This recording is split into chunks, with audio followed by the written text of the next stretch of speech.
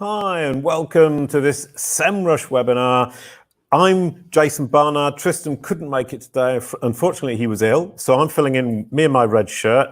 And we're welcoming Chase, who I've never met before. We exchanged emails a wee while ago. Now we get to meet. Terribly pleased to meet you. Thank you, Jason. Yeah, I'm super stoked to be here. I was pretty excited to get on and, was a little bit nervous, but I think it'll be okay. Oh, I'm sure it's going to be okay. You've just given me a little filler in what you're going to be talking about, and I know it's going to be okay, 100%.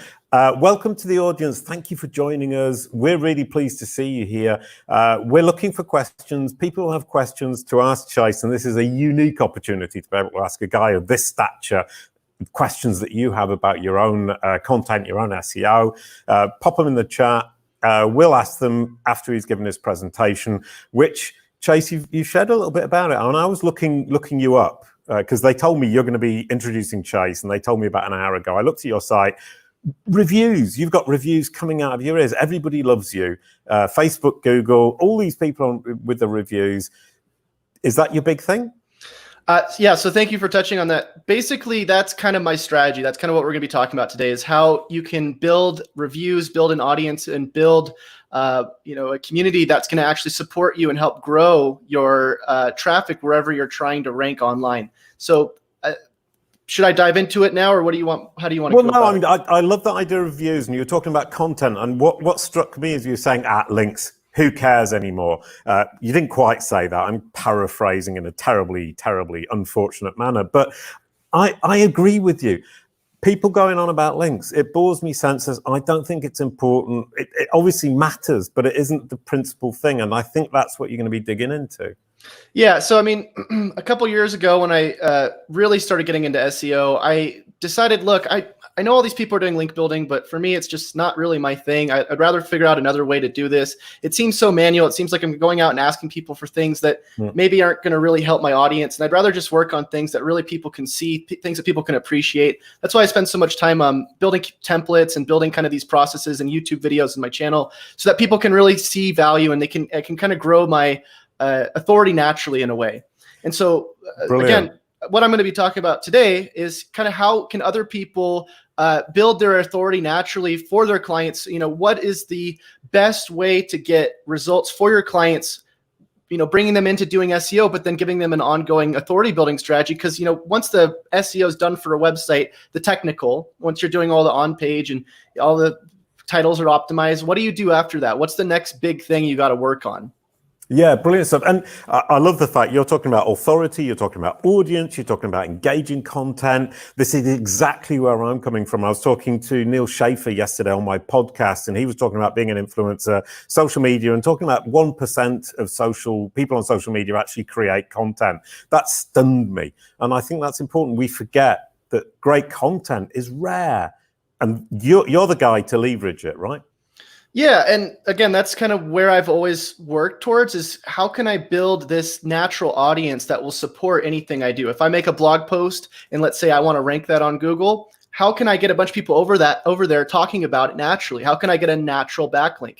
How can I get people going and commenting on it so I can get those user-generated comments on my page? So that's, again, where I spend all of my time focusing, thinking about, I've never really been the type, again, to focus on a link because I think that is more of a liability, or you're worried about what's going on other people's websites. You'd rather worry what's going on mine. Brilliant. Absolutely brilliant. Love that. Focus on what's going on at home and not what's going on next door. We're going to move right on into it because I'm really excited to hear what you've got to share. I've seen the beginnings of what you're sharing. We've got people from all over the world. We've seen lots of kind of people flashing up on the screen. Welcome to all of you. Please do ask your questions as we go through. The Dominican Republic, Steve McQueen, probably not the guy with the motorbike in the film or the film director, but Steve McQueen from Dominican Republic. Happy to have you here. Chase, I'm going to leave it to you and let you get on with it. Sit back and enjoy and learn. Cool. Thanks, Jason. All right, guys. So what you're going to see here is a very undesigned template. Now, my specialty has never been in design. I'm not a web designer. I'm not, as you can see, an Excel designer.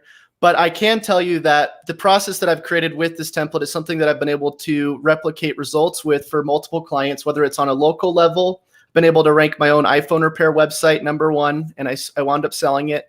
Sorry, let me zoom in because it's kind of hard to see this. I had a client, one of my very first clients was a bed review site. You can see here, if it ever loads, I guess it's not going to load because that's how it works whenever you're doing a live presentation. But when it does, you'll see they're ranking for about 12,000 organic keywords or 12,000 organic search traffic. When I first started out with them, they had 0. And again, I didn't do any link building. I didn't do anything shady. I wasn't spending my time going and asking anybody really for anything. We just focused solely on what I'm about to show you today, just the on page. Another client, clicksgeek.com. These guys are, we did a couple things based on the priority checklist that I have. Their goal completions went up by 84% organically, or 111% organically. Traffic went up by 97% organically. So if you are guessing, if you're wondering, hey, Chase, do the methods you use work? Just a disclaimer: pretty much everything I ever do for a client is on my YouTube channel. So my YouTube channel, I basically do live streams for every client I work on. That way people can see, what I'm doing is transparent. I try to, make sure that whatever I'm doing is as transparent as possible so that people can really see what's going on behind the scenes, because that's really what I want to show. So anyways, this checklist here, I basically made to kind of streamline what I'm doing. This is like a priority checklist. Again, it's not designed well by any means, but it works very well. And this is the exact process I use for all of my clients. And the reason why I use this checklist is because when I used to do audits for people back, when I started 3 or 4 years ago, I would just write things down on a notepad. I would just say, hey, this is the stuff you have to do. I just go through their website manually. Now I've pretty much created a checklist where I know if I do these things in order, my clients will basically rank very well, and not only just rank, but they'll also be able to build an audience. Because for me, here's the big thing. If you can't build opt-ins for your website, if you can't get people to go in, if you can't capture your traffic, then what's going to happen is the people who go to your website, they're just going to leave. Like 99% of the people who go to your website, they're not going to buy from you. So you want to try to build a relationship with them. And that's kind of what the new backlink is for me today is, if you want to think about how can you build relationships with people online, because the people who you build relationships with are the people who are going to promote your brand. And the more you get people talking about your brand, basically the more, quote unquote backlinks you're getting. Does that make sense to everybody? How are you all doing in chat, by the way? I just want to say hi to everybody before I get too into it. Thank you all for being here, by the way. I appreciate all of you. Cool. Well, so Chase, yeah. For me, it makes total sense. I'm with you 100%. We're getting some questions in already. This is beginning to look like one of the better webinars I've seen in the last few months. Right on. Cool. Yeah. And feel free to interrupt me at any time. I don't, look, I'm just trying to give you guys as much value as fast as I can. I don't want to go too fast, but I also don't want to go too slow. But I'm just going to go through this really quick. So we basically have 2 stages. Let me just bring up my notepad really quick. So we got 2 stages. We got the technical SEO, which is you're thinking about, your analytics, you're thinking about your web design, your page speed, you're thinking about your indexation. That's all things that are going to affect your bottom, like your basic level of SEO. And so I call this basically foundation SEO or foundational SEO. So a good example of this is if you have a house and the bottom of your house is completely destroyed, why are you going to start building a second story? So don't do that, right? You want to make sure that if you're going to be building anything to your SEO strategy, you want to make sure that your foundation is structured well first. So all of the things that have to do with your foundation on a website have to do with their technical. Now, building your stories though has to do more with your content. It has to do with your keyword research, and it has to do with your social strategy, or whatever the way is that you distribute your content. Could be email, could be ads, could be whatever you want. But that's basically the 2 things we focus on at our company. So we focus on, again, foundation, and then we focus on the content and the adding the next stories to it. So with this form, with this spreadsheet, which by the way, it's on my website. I don't want to promote really anything that's paid. This is a free template. Anything you see in this presentation, you can get on my website. I'll put a link. I'll send a link to SEMrush. You guys can get it in the description, but it's completely free to get. And basically, you're going to get everything that's in here on that tab. But if I go into intake, so first thing I want to do is I want to ask a bunch of questions. part of being really good at auditing and prioritizing what you're doing with your implementations is being able to ask questions and set expectations. So we just ask basic questions like, what's your website URL? Can you get Google Analytics access? What are the top 10 competitors that they can think of? And they might not be able to answer all of this stuff, but if they can, great. This is just basically an email I send over. I copy and paste this anytime, or I put this in my intake on my website if somebody's going to get an audit from me, and I send them all these questions. Now, here's where you start. You start with analytics. And the reason why you start with analytics, so basically, let me just explain this a little bit further. The way this works is when you start auditing a website, all you're really doing is you're putting an X or you're putting a Z. The reason why it's X and Z instead of like yes or no is just because it's a faster key to type. And what you can do is you can sort at the end from Z to A, and you can find all the things that are wrong really quickly. So what I'm doing is I'm going through people's websites. Whenever I'm auditing, I'm like, okay, is the Google Analytics account created? Yes. Is the Google Analytics on the website? No. Is the correct URL on the website? So I go through all these different things. And the reason why I do Google Analytics first in Google Search Console is because this is the first thing you really want to know. You want to know what does their traffic look like? If you're going to go fix their website, you want to make sure that there's being tracked. You don't want to just go fix a bunch of stuff on a website and then not be able to explain, oh, look at the website when the traffic went up or it went down. So this is very important. Reporting is very important because if you can't show the changes that you're making, not just through a deliverable, because the cool thing about this template is you can also show people a deliverable, but you can also show them how that deliverable led to a result. And so that's why also conversion tracking is so important. There's so many websites out there that aren't able to track their conversions. And if you can't show how your SEO is leading to an actual opt-in or a lead, that's bad.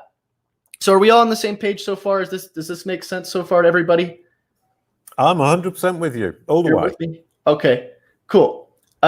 So good. Analytics done. Web design. So again, if you don't have a responsive website, if you don't have your basic foundation, you don't have a web designer, if you're not doing the web design, you can test that really easily with the mobile friendly test on Google.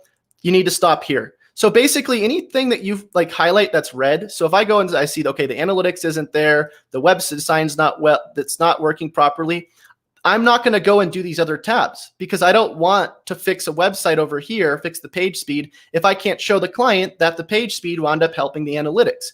Or I don't want to go fix the page speed if the web design isn't done. So it's all prioritized, right? And again, this is just the basic SEO. This doesn't have anything to do with building authority. Doesn't have anything to do with the stuff we were talking about, like building the reviews early on. That comes after all of this. So a lot of people, what they do is they'll do some keyword research, which I'll show you how to do a quick overview on SEMrush in a second. But they'll do some keyword research and then they'll find out that, oh, I could rank #1 for this keyword. But then all of these other things from a foundation perspective are not set, right? All of this is just wrecked. They have a terrible website that it loads in 30 seconds. They don't have any analytics. And then they're trying to rank clients because they think that rankings are the only thing that really matter, when in reality, SEO is a lot more than just rankings. It's about being able to generate leads. It's about being able to show what you're doing. It's about being able to set an expectation. So when you really look at SEO from a marketing perspective, you realize that clients care a lot more about the actual relationship. Again, bringing it back to the relationship that you're building with them, and you being able to communicate what you're doing by showing deliverables, by showing actual results through this system. So every time I give somebody a checklist like this, showing them, the different things that they need to fix, almost every single time they go, great, how do we get started? So just a great place to start if you're kind of confused about, what do I prioritize for my clients? So this is just exactly what I do. So next we got technical SEO. So we want to make sure the site redirects the preferred version. We want to make sure there's an SSL certificate installed. And most of these things, by the way, site redirects preferred version or SSL, Google has straight out said, if you don't have these things set up, we're not going to take your site as seriously. So not everything in here is something that Google has said that, but I can tell you like something like SSL, they have straight out said, if you have an SSL certificate, we're going to give you a little bit of a boost. If you have a fast loading website, under 2 seconds, we're going to give you a little bit of a boost. So these are things, again, that you want to kind of work on, the things that almost Google can guarantee you for, rather than the things that you're kind of more vague about, like adding, a bunch of keywords to a page or something like that. So again, going through here, all technical stuff. Are we internally linking? Do we have a meta keywords tag on the page? Are there any broken links? Do we have an XML sitemap? So on and so on. Page speed, is the website slow? Yes or no? I mean, I could put a whole checklist in here, but most of the stuff I don't necessarily really do. So once I do a audit, when it comes to web design, when it comes to page speed, when it comes to citations, when it comes to a lot of stuff, I just pair with other companies that build this stuff well, because I want to focus on the customer relationship. I want to focus on building relationships online. And we're going to go into this a little bit more in a second, but all of these things that you're looking at here, they're all really easy fixes for websites that can really help improve the bottom line of that company. Like for instance, ClicksGeek, we only did page speed for this website. We just followed the priority checklist. We made sure the analytics were set up properly. The opt-ins were set properly. We did the exact checklist and we improved their page speed. And this was the result. This was all we did for them so far at this point. So again, super important to focus on the priorities versus on just a bunch of shiny objects. So indexation, do we have thank you pages indexed on our website? When somebody goes on Google and they type in our website, can they see a thank you page, or can they see PDFs if the PDFs that you have are just outdated and they don't really help anybody? They're not getting any traffic. Do you have dates indexed? Do you have authors indexed? If maybe it's not a news site, maybe it's just one page of authors that they're not really helping. It's not helping the user experience on the website.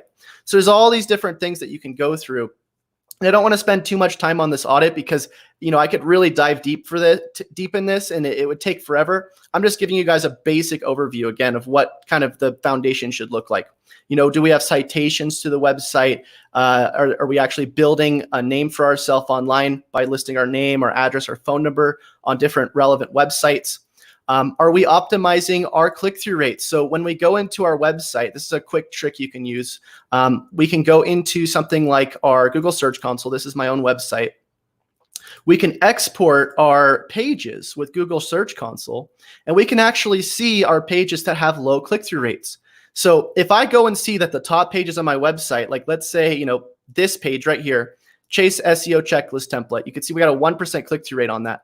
First thing I'm going to do is I'm going to go try to change the title and the meta description for this. Same thing with this one, local SEO checklist. We got a 0.5% click-through rate. So you can literally just drag all these things into the checklist like this, and then you can start highlighting the things, even just the top 10 pages, the ones that are receiving most of your traffic. Most of your traffic comes from 20% of your pages. You can just highlight and go, okay, let's go work on these next. Let's change the titles and meta descriptions so they better match what the keywords are that we want to rank these pages for. We got some other things that are a little bit more technical, like schema markup, open graph data. How do we list ourselves online on social platforms? Now, again, I'm not going to keep diving deep into the technical because we can go forever. I really want to focus on what happens after the technical. So after you get all the technical done, once you go through the priority checklist, you really want to think about your opt-in. And this is the most important thing. So the first 20 minutes of what we talked about today was the technical. The next 20 minutes before we go into questions is going to be the opt-in. And this is really where I spend most of my time. Now, if you see this little notepad I made here, you'll see that I have a weird layout. It's called opt-in landing page website. Now, why would I have it set up like this? And the truth is, hold on, let me get a drink of water. The truth is if you have no value you're giving your audience that you can front load with, then your website and your content strategy is going to not be a great strategy. You're just going to be trying to rank for keywords just for the sake of ranking for keywords. We good so far, Jason? Sorry. Yes.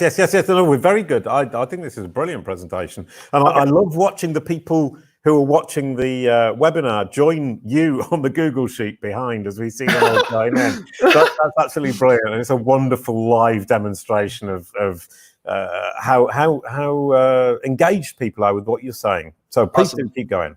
Awesome. And honestly, I would engage more with the audience right now, but I'm just trying to stuff as much value in here as possible. Yep. So let me just in 20 minutes, as you say, we'll be having the questions. There'll be lots of engagement. I'm collecting them. I'm sorting them out. We're going to have a great question and answer session. Cool. So Right here, I have a note that says content should be built around an opt-in, not vice versa. So what you'll see, what most people do, this is really cool. This is why I like SEMrush. You can go to your SEMrush account and you can go to Keyword Gap. You can enter your website in and start entering other people's websites like this. And you can actually see all the different keywords that your competitors are ranking for that you're not ranking for.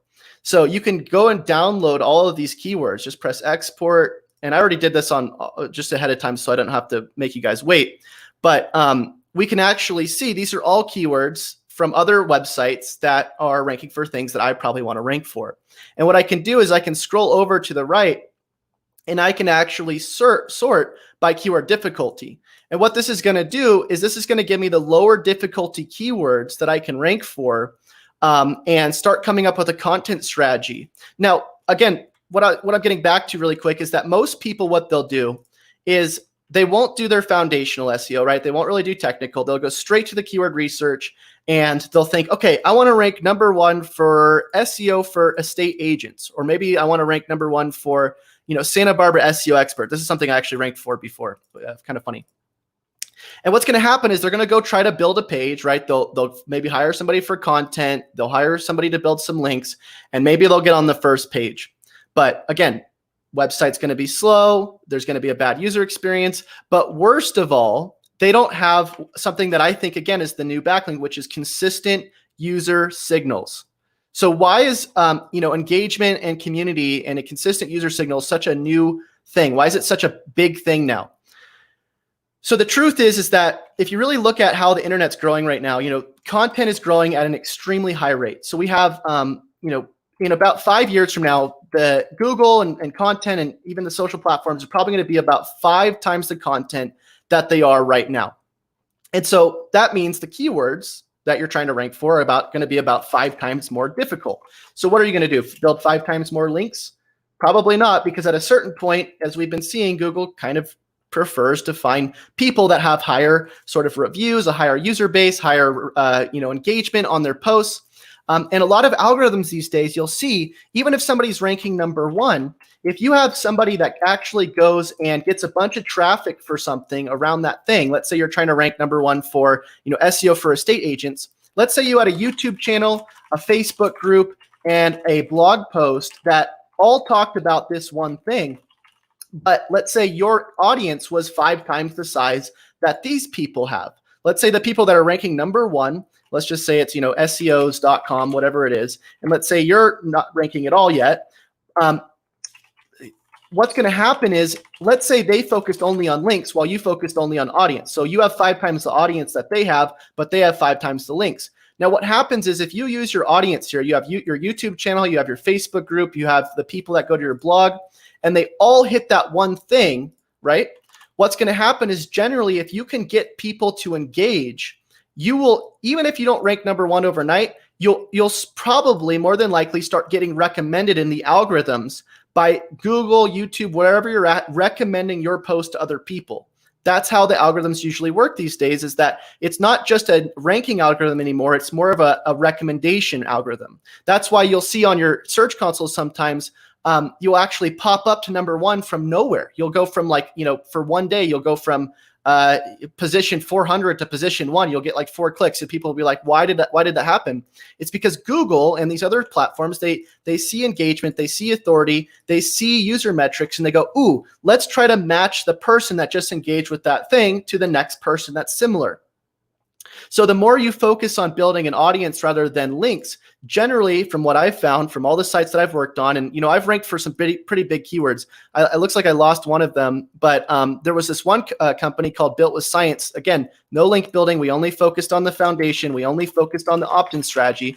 They have a massive YouTube channel with over I think it's like 3 million subscribers, and they take their traffic and they send it to their website. And guess what? These people are ranking for things like #1 for full body workout. That's an extremely difficult keyword to rank for.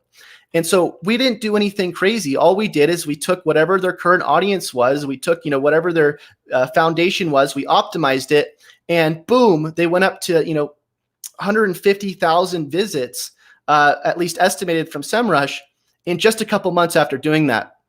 So audiences, you'll see a lot of websites that have large audiences, not just on their website, but on other places like YouTube, wherever. They will generally have very high organic traffic, and they'll have traffic not just on their website, they'll have traffic on other platforms, which is very important, because if you only have traffic on one platform, that is a major liability. You don't want to just only think about Google. What happens if you get hit tomorrow by an update?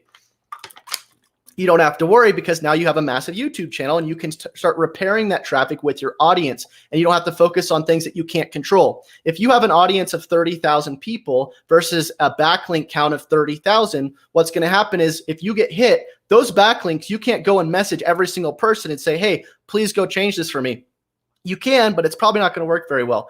However, if you have a YouTube channel and you have 30,000 people on it and you go, hey guys, I just made a new blog post on this new website that's not hit by an update. Go over there and engage with the content. Go leave me some reviews. Go leave me some engagement. That is something that you can continually control. It's traffic that you can actually control, and it's an asset that you can use for any platform, because you don't have to build just traffic for organic. You could build traffic to a Discord channel. You could build traffic to a Facebook group. You could build traffic to a Pinterest page. I don't even know where people want to build traffic, but the truth is that the audience makes the brand, not vice versa. So that's a little bit of a rant, but again, so what I do is, that's why I spend so much time front loading my value. Again, I remember how I said the internet's going to be 5 times the size as it was before, in 5 years. If you realize that, then what's going to happen is content's going to be so available, everything's going to look so similar, that if you're almost going to have to pay people to see your free content. You'll actually see that a lot now. People pay to give away their free content on ads.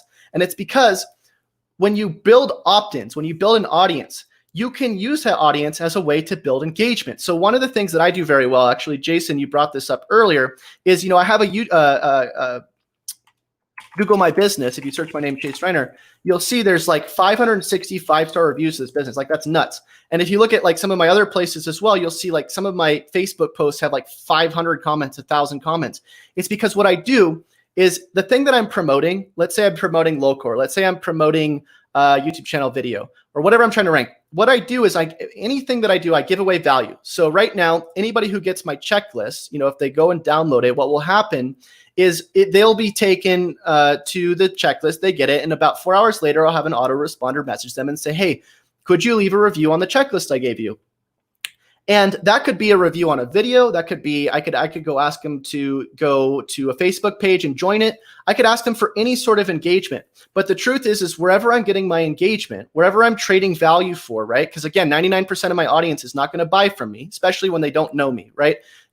Maybe the 6th or 7th time they see me, then they'll buy. But that's why I focus so much on them opting in and leaving the engagement, because the more engagement I get on something, the higher chance it's going to rank. So when you're building your content, once you understand what your opt-in is, building your content's a lot easier. So let's say I have an SEO checklist, right? And I go and see all the things that my competitors are ranking for that I'm not ranking for. Last thing I want to do is rank for logo creator, because that has nothing to do with my offer. It has nothing to do with what I want to build a relationship with.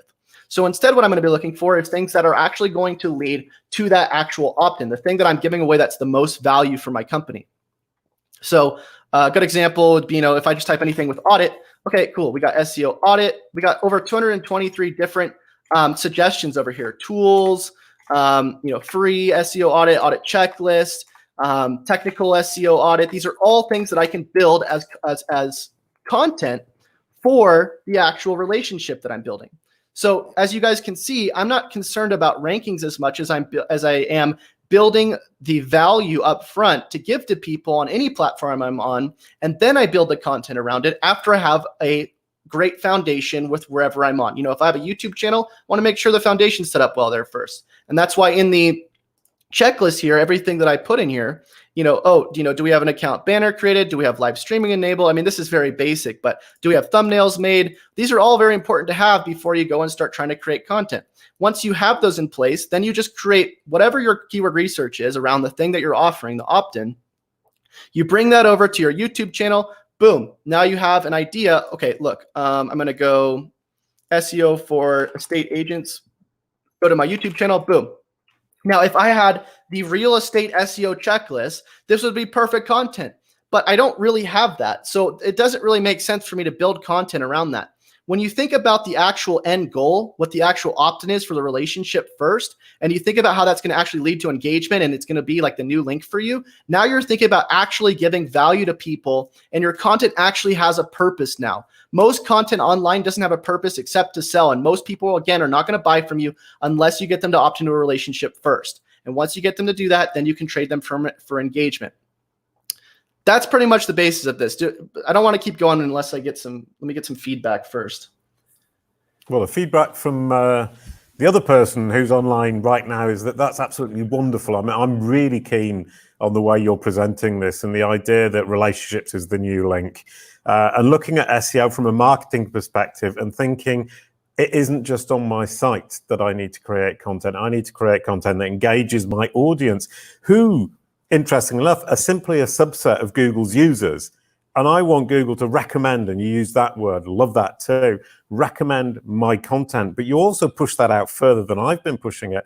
YouTube recommends, Facebook recommends, and I think that's kind of more obvious. But Google's recommending, and we accept that recommendation. And it's recommending according to the quality and volume of engagement with the relevant audience as it perceives it on all these platforms. Would that sum it up more or less? 100%. Yeah. The more you can focus on sort of omni-channel marketing these days, I've found, the better you can rank. And a good example of this is there's another YouTuber guy out there. His name's Ron Marino. He's got about 100,000 subscribers. Doesn't really matter how many he has, but I'm just saying that because he's a known guy. And what he does is anybody he works on, any local website, the first thing he's going to do, since he gets so much traffic to his YouTube videos, is he's going to go, hey, I'm ranking #1, or I'm going to try to rank #1 for this local dentist. And then he puts a link to that dentist. And what happens is all these people then go over to that website. They start clicking on it. They start engaging with it. And so all of this national traffic that comes from another platform goes to this other platform that is local, and most people on a local level are not going to have that type of engagement. So you're almost kind of hacking the system in a way, because what happens is when people are focusing on SEO, they're generally just thinking about one thing. They're thinking about Google. But when Google thinks about you as a brand, they're not just thinking about themselves. They're thinking about how are you viewed as a resource, as something that people actually have an end goal of getting, by how they're searching for you, by how they're engaging with your website, by how they're talking about you online. These are all things that Google really wants to see in a positive way. And the more you can actually build a real value to your audience. The thing is look, if I get a bunch of people who really want my checklist because they know it's the best thing out there, the page could be terrible. Honestly, the page that I have is not that great. And I could have like very little backlinks. But if I'm consistently getting user signals, hundreds, if not thousands of signals every single day, my rankings go up. And it doesn't just go up in one place. It goes up on the YouTube video. It goes up on the Facebook post. It goes up anywhere that I'm participating, promoting what I'm doing. And the cool thing is, again, I can actually go in and hack that strategy in a way where, let's say I want to get that little extra boost. I want to rank really well on Google. Now, anybody who gets my checklist, I go, hey, could you go comment on that post? Could you go leave a review on that actual page that you picked that thing up? And I can automate that. All the people who get it, let's say I get hundreds of opt-ins a day because I'm driving all my traffic to that one place. Now I'm getting, hundreds of people commenting on that page, and all this free content is going on there. Brilliant. Can I push that a little bit further? I mean, I'm sure you've already thought of this, but the idea that I'm saying, what you seem to be saying, sorry, is I'm creating these audiences on Facebook, the engagement on Facebook, on YouTube, pushing them through to my site, and I'm actually making my marketing dollars out of that audience, and Google somewhere along the line becomes a bonus. Yes, exactly. Yep. Got it to a T. So I mean, kind of obviously we want to rank in Google, and Google's the big player in terms of actually getting people to the site and converting. But if my marketing strategy reaches out to audiences on all these different channels, and I can communicate that, which is exactly what you're saying, communicate that engagement to Google, Google will pick it up and go, brilliant, this is a great thing to recommend to my audience. Well, and the other thing, Jason, is that content without a purpose is generally what you find online. So when you're searching for anything really, and you go and click on a result, most of the time you can almost tell that the content was written for the purpose of ranking. You'll go in and you'll go, okay, that's just, maybe they wrote 5,000 words and I have to skim through it to find what I'm actually looking for. Most of the people who go and search for something, they're not just looking for the information, they're looking for the solution. And so Brilliant. when you're trying to rank something, and what you see most SEOs do is they're only trying to rank. They spend so much time having the perfect web page, having the perfect keyword strategy, having the perfect content, but then they don't have the perfect solution. And that's why, again, if you can focus on the actual relationship, what happens after somebody hits your website? What happens after somebody goes to your content and then they go, oh, I have the checklist, but it doesn't really look like they spent that much time on it. It looks like it's just some sort of weird PDF output. And then they have to keep going and searching, even though that person's ranking number one.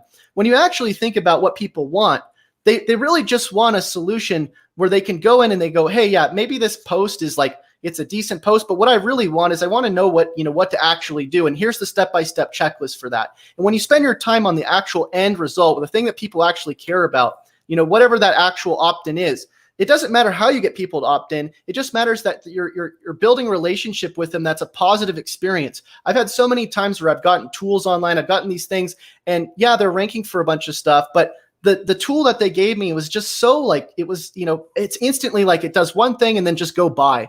I've spent so much time on things like this checklist to give away as much value as for free, or doing all my videos for as much free value as possible, so that by the time somebody's talking to me, they're already like, hey, Chase, like, how do I sign up?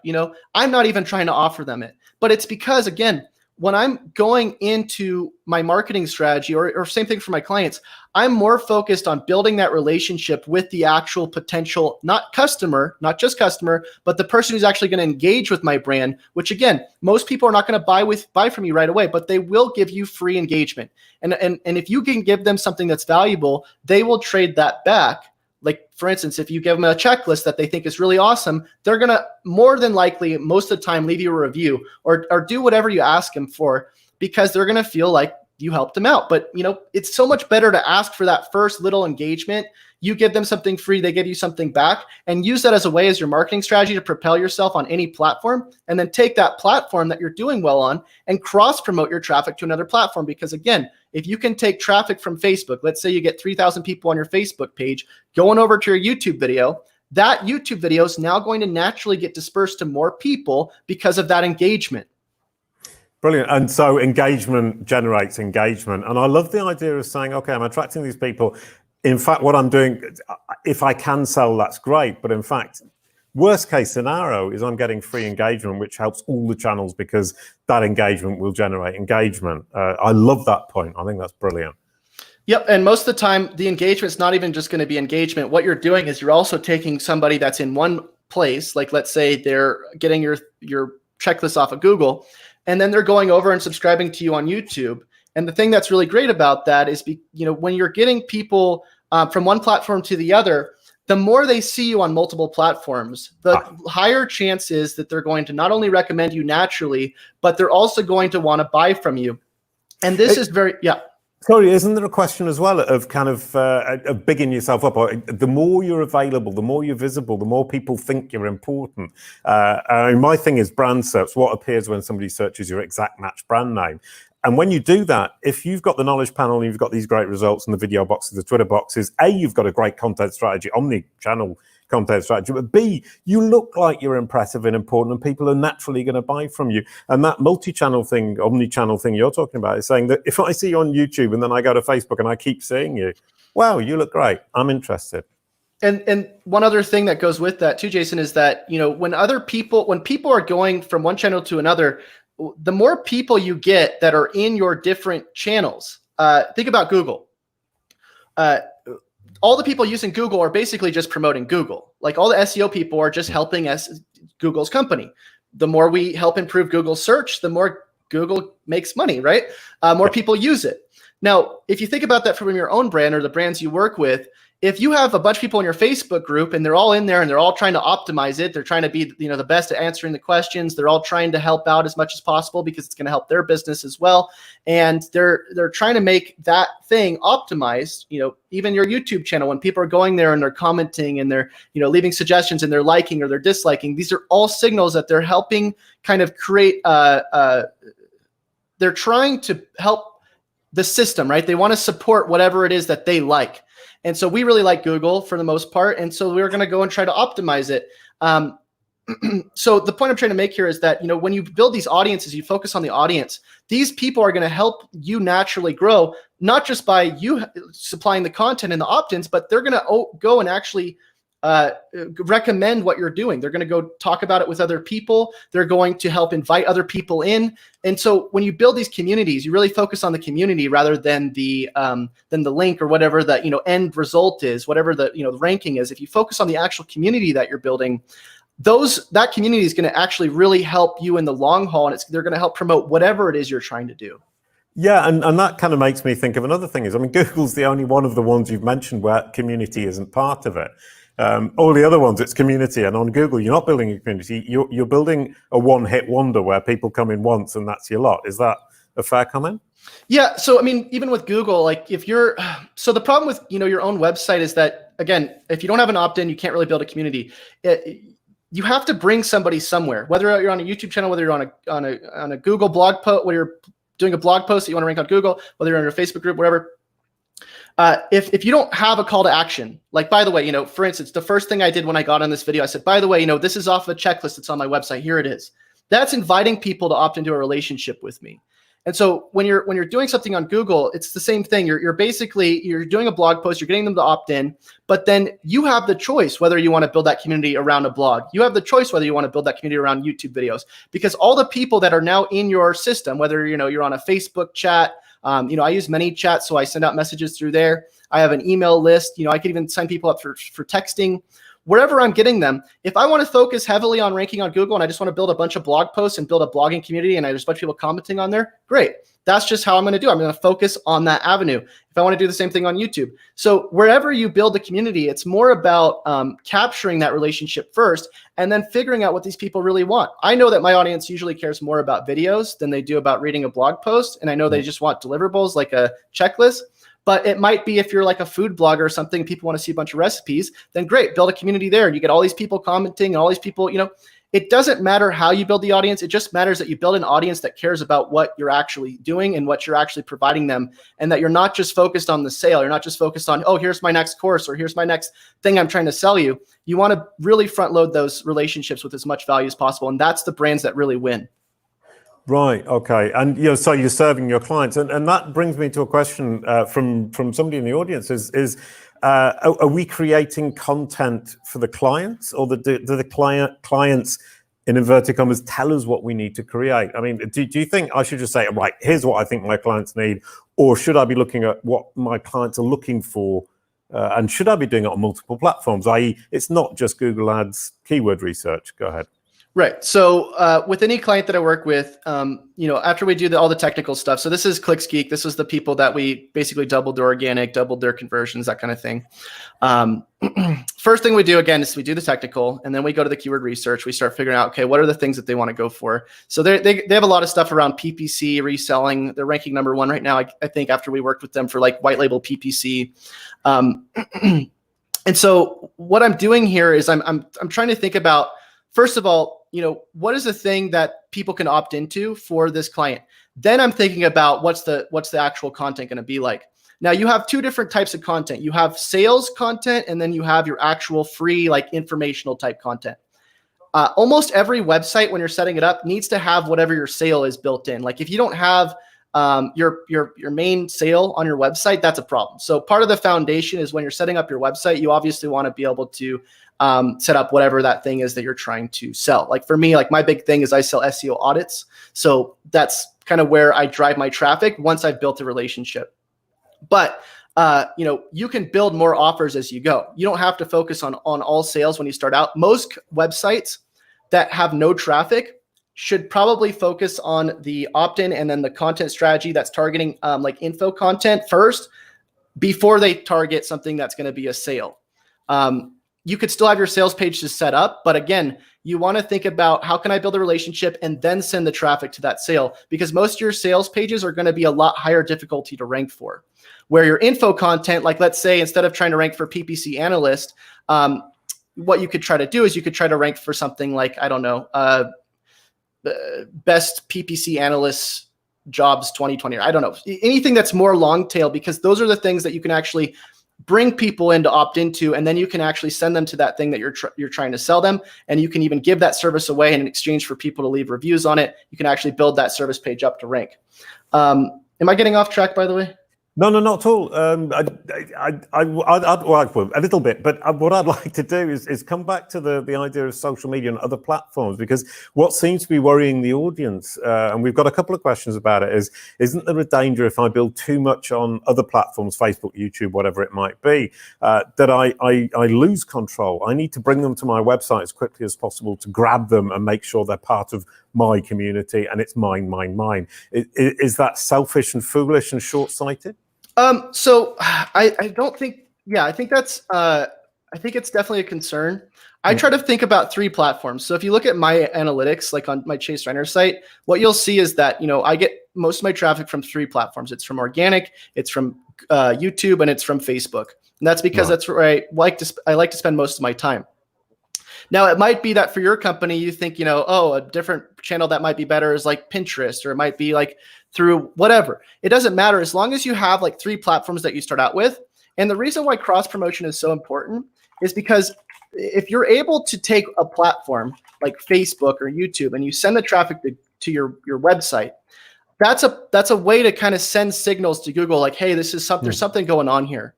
Same thing with Google to Facebook. If you can take whoever opted in off your website to your mailing list, and then you send them over to Facebook, you're going to help that algorithm kind of distribute to more people. And that's why it's important to have a couple platforms that you can use to cross promote between. Right. Okay, brilliant. So you need to keep a decent balance. Another question that keeps coming up is the opt-ins. I think that's attracted a lot of attention for the audience, and it's caught our imagination. And I say our because it's caught my imagination too. Emily Frignon is saying, what are some of the examples of opt-ins that work for you? I think finding the opt-in is perhaps the problem. And the second question, which I don't know who asked it, but which tools do you use to track your opt-ins? So that's a 2-stage question. What are the great opt-ins and how do you track them? Yeah. So to the first question, the great opt-in is really the one that represents your business the most. Like your opt-in should really be whatever you're selling. So like my SEO template, part of the reason why I spend so much time working on it is because, all my relationships, like my money making relationships with my clients start with an audit. So people buy an audit from me and then I sell them that service. Not everybody who sees this audit is going to want to go and do it themselves. Or maybe they're going to try and then they figure out, you know what, it's too much for me. I'm going to hire Chase. So that's why if you can, like a good example is, an opt-in that I recently had a local website build. These guys, they're called Delta City Painters. So we did a little bit of work on this site. And what we did is we actually created the ultimate painter's handbook. And so we're not necessarily targeting the people that we want to buy from us because we're not trying to sell to other painters. But what we're doing is we're building something that really represents what we do. It's got all of our different processes in there, how we do interior painting, exterior painting. And so anybody who wants to learn about painting or anybody who wants to maybe grow their painting company as a whole can go grab that checklist. And again, we're not focusing on the customer here. We're not focusing on 1% where our sales come in. We're focusing on a national level. We're focusing on helping anybody who wants to learn about painting. And the reason why we do that is because those people are going to go and then promote our brand. If we could get 100 people picking up our free painter's handbook after we did some tutorials around that, and then we go forward them to leave us a review on our Google My Business, now we're ranking for #1 for our local city because nobody else locally is going to have that type of national authority to be able to build reviews like that. So you're kind of like, it's almost like you're hacking the system in a way because you're not just focusing on the people that are buying from you. You're focusing on helping anybody around the world learning about painting. You're supposed to be the painting resource for what you do. And so the best opt-in, again, is the one that really represents what your company does as a whole and how you can actually build content around what you do. Brilliant. And the tracking part? And the tracking part, what you're doing is you're basically just creating redirects. So, if I do somebody grabs this SEO checklist, I'm going to set up in my goals over here a outbound click to wherever it's going, or maybe it's looks like I don't have it right now.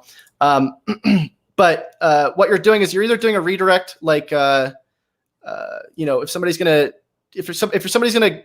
contact you, or if they're going to grab your template or something, you're going to either redirect them to a landing page, or you're going to, obviously if they're going to Facebook, you're going to have outbound click. I think the reason I actually took this tracking off on here is because I had so many people doing the outbound clicks here that there was some weird issue. Like, I don't know how to explain it, but I'm trying to figure out a different system that works with ManyChat.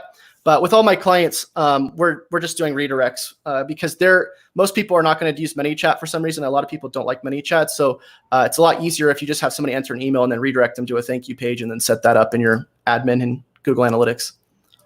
Brilliant stuff. You said somewhere in all of what you just said, 1%, you're basically saying I expect to to convert 1% of the people. Is it people who visit my site at some point, or people I get in touch with through any of the channels that I'm talking to them through? So here's how it works. So when I sell, I usually go into like sales mode. So like usually 1 week out of the month, I'll go into like sales mode where I'm like trying to, figure out what's this thing that I really want to promote this month. And so when I'm actually selling, people know when I'm selling. In the other 3 weeks, I'm usually just trying to give out as much free value as possible to build the relationships. So when it comes to conversion rates, my conversion rates for relationships are usually very high. Like the amount of people who pick up my checklist is usually very high because it's such a good offer for free. The people that are going to be grabbing like whatever the thing is I'm selling, they're generally going to be grabbing it because they've already opted into a relationship with me, and then I'm telling them about it later on. Does that kind of answer the question? Yeah, it does absolutely brilliantly. I mean, I love the idea of saying, in fact, my conversion rate for relationships is going to be very high if I can bring value. And my conversion rate for sales is going to be relatively low. But the sheer volume of relationships with relevant people, with a relevant audience, is what's going to actually drive my business for that 25% of the time you spend trying to sell. Exactly. And even when I'm doing my sales, I'm still trying to give away value. Like, I'll still try to show people as much as possible. Here's how you do it for free. But by the way, here's the paid way to do it. And then all the people that are not going to buy, but they're still, basically in that relationship with me, they're going to go help promote the engagement towards whatever that is. So if it's a YouTube video, if it's whatever it is. And so all these people that are going to be promoting whatever I'm selling for free, all these relationships, it helps really get that thing to the people that it's actually going to buy. Which is absolutely brilliant. And I mean, we've been talking about relationships, we've been talking about reaching out to people, we've been talking about omnichannel, we've been talking about engagement, and all of this drives that Google presence, as you've been saying. And I'd like to just come back to finish up with some of the simpler questions in inverted commas. We've got questions about, can I have the same H1 as a meta tag, as a meta title? Should I be looking at keyword density? Are these things important at all in your world, or do you not care at all? Yeah, no, definitely. I mean, there's like a lot that goes into the checklist from the foundation that I could have like gone on and on for hours about. What's the best way to optimize a title tag? Do you put your keywords to the left of the title tag and then you put some sort of qualifier to the right? Do you have your H1 match what your title tag is? All of these questions, I think, really come down whenever I think about this stuff, it always comes down to the user. Like, for instance, just to address the title matching the heading, this is actually not a great strategy here, what I'm doing, because you can see it says free SEO audit checklist template. Now, if I wanted to really match what the person was looking for, what they're going to be getting once they click into it, I would change the H1 to also say free, because maybe they don't get that right away. I mean, the button still says it, but yeah, you want to just match the expectation. That's what SEO is really about. That's what marketing is really about. It's figuring out what people are expecting to get. Even with your content, when people are somebody's going to be getting your content, you don't want to just be somebody that's just doing content just for the sake of doing content. You want to think about, if I'm doing this content, what's the best thing I can give these people with this content? Is it just information, or is there some sort of solution that I can actually forward them to? So you want to really like exceed people's expectations. Like that's my big thing about SEO and marketing and just life in general is when somebody hires you, when somebody grabs your content, whatever they get, you want to exceed what they thought they were going to get. And if you can do that on a free level and you focus there, your authority shoots through the roof. It's the new backlink. And what happens is that new backlink ranks you, and then you can focus on the sales. But don't focus on the sales first. Stop thinking about, what can I sell these people with this content? Think about what can I give to these people with this content? Because the more you focus on the actual relationship, the sale ends up coming once you build that audience. Brilliant stuff. Yeah, I've been talking a lot to Anton Schulke from SEMrush, and he mirrors what you're saying, and it is very much build an audience. What can you give them? And you're only going to sell to a small percentage. I love the idea of 1%. It reduces my target by a great deal, and reduces the stress on me as well, which is wonderful. Coming back to backlinks, Ron Holst was asking right at the beginning that his organization is paying for backlinks. They're buying 10 per month, and they're looking at domain authority. Do you think that's now something that's completely dead? Is it a pointless exercise?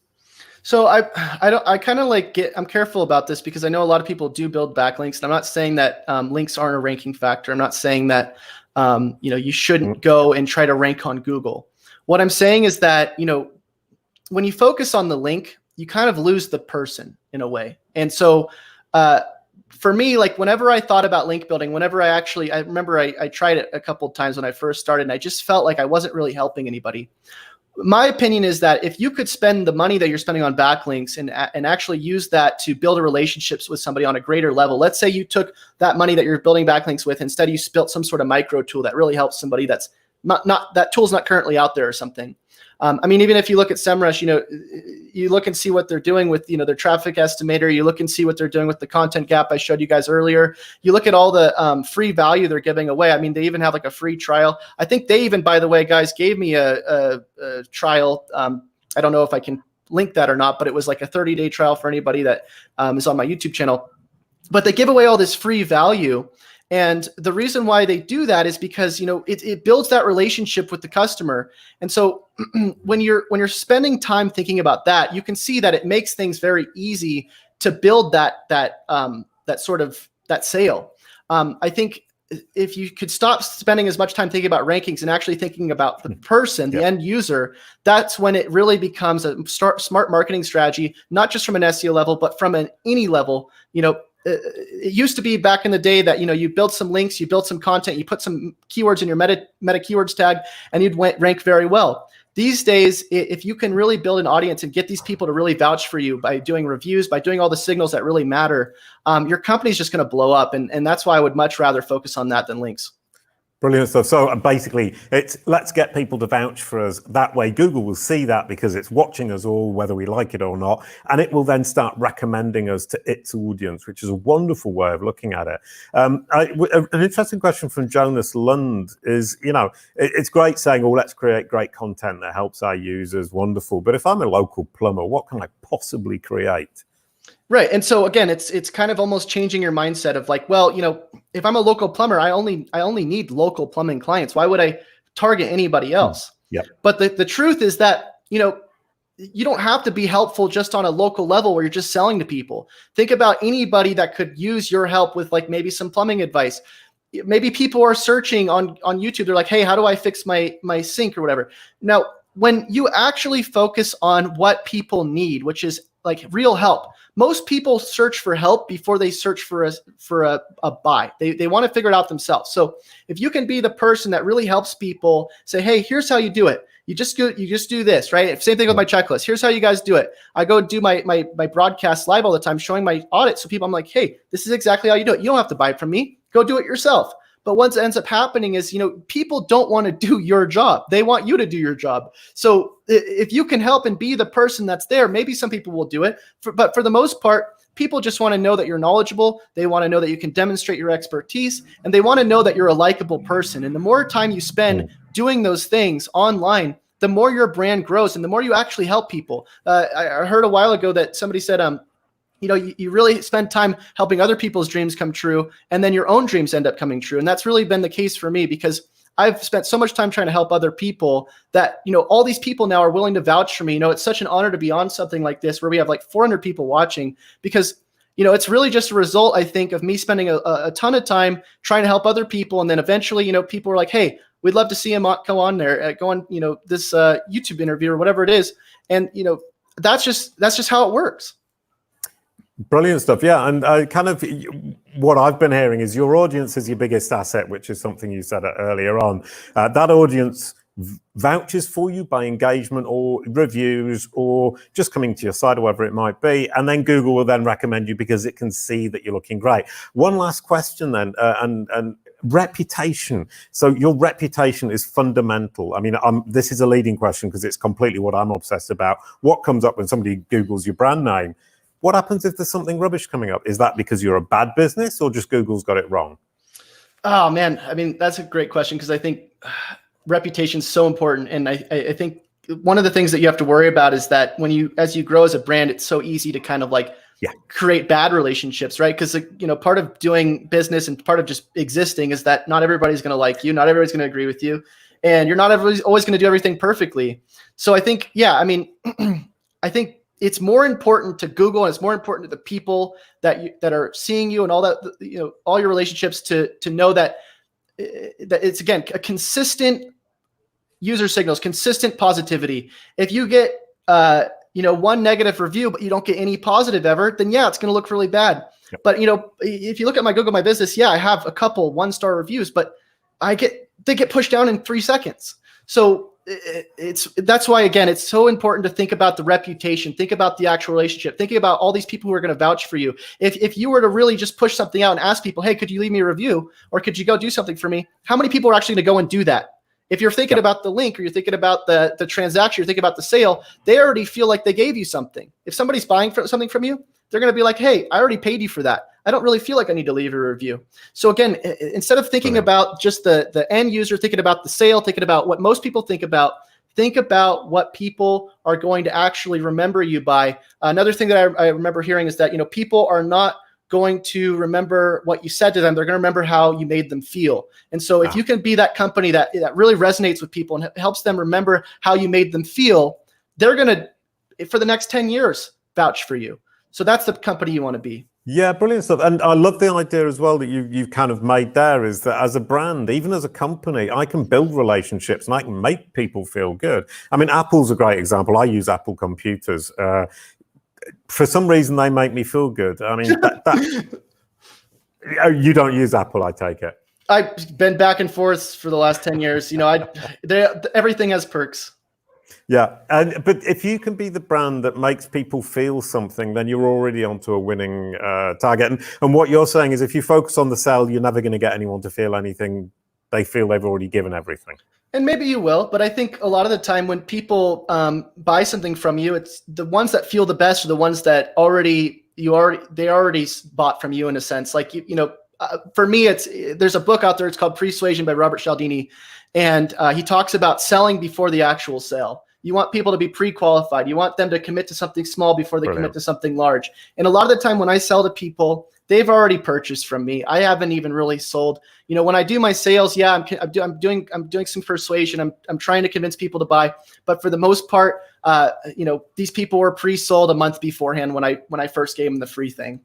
Brilliant stuff. Yeah, I mean, so it's building up that relationship. That 1% just keeps coming back in my mind. I've built it all up, and by the time I've actually got somebody to sale, there isn't an argument, there isn't a debate. They're up for it. That was absolutely amazing, Chase. That was a brilliant, brilliant webinar. Thank you. I love your approach. I'm 100% on board with you. Thank you very much. We've done our hour. Thank you to the audience for joining in. Thank you for your amazing questions, because it really did make the second half even better, if I might say so, than the first half. Sorry to insult you, Chase, because the first half was already brilliant. And I love the idea that you can do an entire presentation with a Google spreadsheet. We could do probably 10, honestly. Brilliant stuff. So thank you very much. This is SEMrush. You're very welcome on SEMrush. I'm personally happy to chat with you anytime you have the time.